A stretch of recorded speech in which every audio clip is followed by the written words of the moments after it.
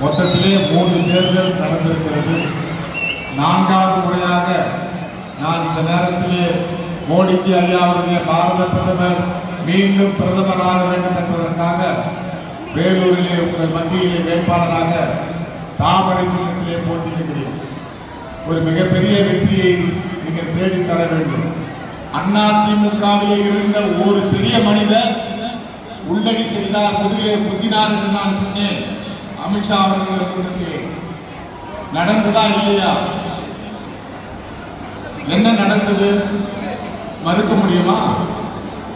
அதிமுகவுடைய பொறுப்பாளர், அதிமுக சின்னத்திற்கு சொந்தக்காரர், அதிமுக அமைச்சருக்கு சொந்தக்காரர் மாப்பிள்ளை வெற்றி பெற வேண்டும் என்று திமுகவோடு கைகோர்த்துக் கொண்டு வேலை செய்தாரா இல்லையா என்று சொல்லுங்கள் பார்க்கலாம்.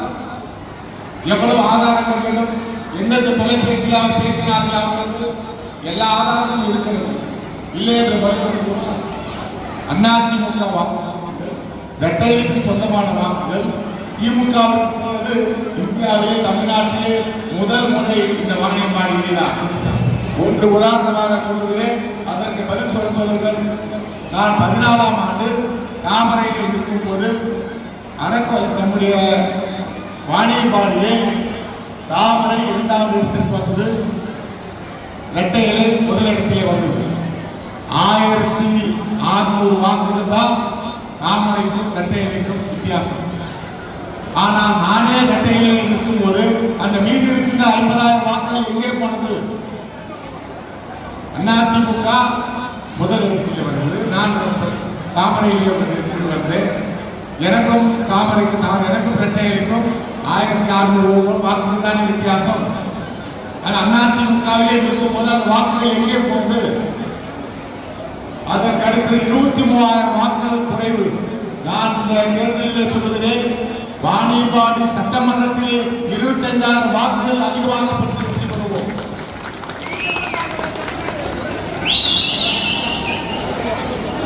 அதற்கு அடுத்த ஒரு உதாரணம், நான் 24,000 வாக்குகள் வாணியம்பாடிலே குறைவு.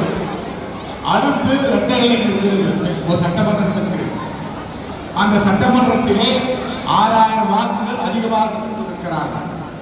அப்ப 23,000 குறைவு, 6,000 சேர்த்தால் 30,000 வாக்குகள் எனக்கு வர வேண்டிய வாக்குகள்.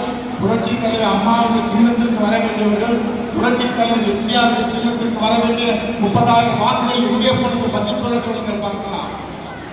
கூட்டி வந்து தாய்கடலை அழைத்து வந்து இரட்டைக்கு நிற்க வைத்து பழி வாங்கினார்களா இல்லையா? ஒருவர் தான்.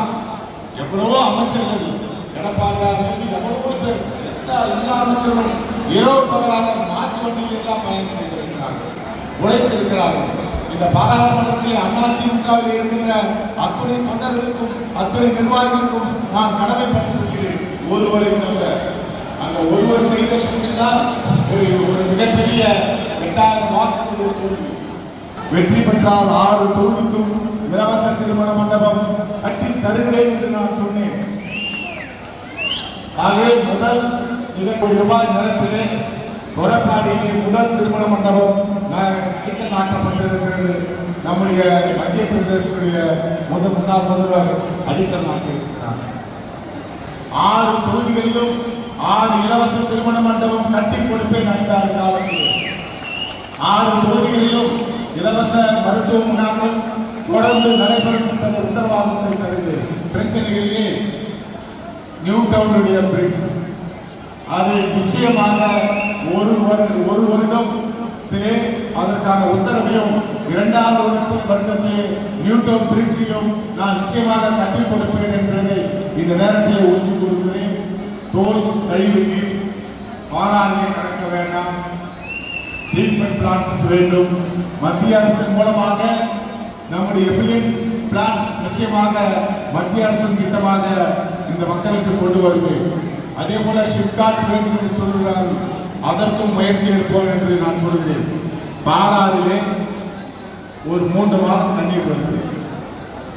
அதை செக் டேம்களாக கட்டினாலே ஒரு இந்த பக்கம் 20-30 கிலோமீட்டர், அந்த பக்கம் 30 கிலோமீட்டர் நீர் கிடைக்கும்.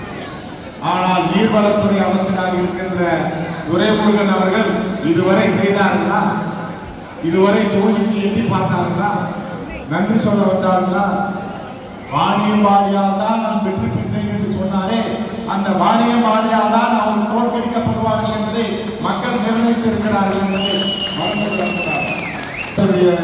திட்டங்கள் பாரத பிரதமர் மோடிஜி அவர்கள் அறிவித்திருக்கிறார்கள். 1 கோடி வீடுகளுக்கு இலவச மின்சாரம் கொடுக்கப்படும். சோலாரிலே நம்முடைய மொட்டை மாடியிலே 4 பகுதிகளுக்கு கொண்டால் இலவச மின்சாரம் கொடுக்கும். இலவசமாக 1 கோடி மக்களுக்கு கொடுக்கிறார்.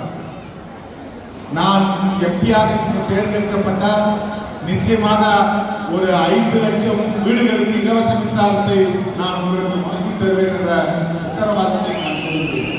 மத்திய அரசுடைய வீடு கட்டுகின்ற திட்டம், மத்திய அரசுடைய கழிப்பறைகள் கட்டுகின்ற திட்டம், நீங்கள் சட்டமன்ற உறுப்பினராக தேர்ந்தெடுங்கள், அமைச்சராக திரு மோடிஜி அவர்கள் என்னை இந்த தொகுதிக்கு திருப்பி அனுப்புவார்கள் என்ற உத்தரவாதத்தை தருகிறேன். ஒரு அமைச்சர் அவர்கள் இருந்தால் இந்த பட்டத்தோடு இணைந்து இந்த மாவட்டத்திற்கு, இந்த பகுதிக்கு, வேலூர் நாடாளுமன்றத்திற்கு என்னென்ன செய்ய முடியுமோ அதை செய்து காட்டுவதற்கு ஒரு பாரதிய ஜனதாவுடைய வேட்பாளர் தான் வெற்றி பெற வேண்டும்.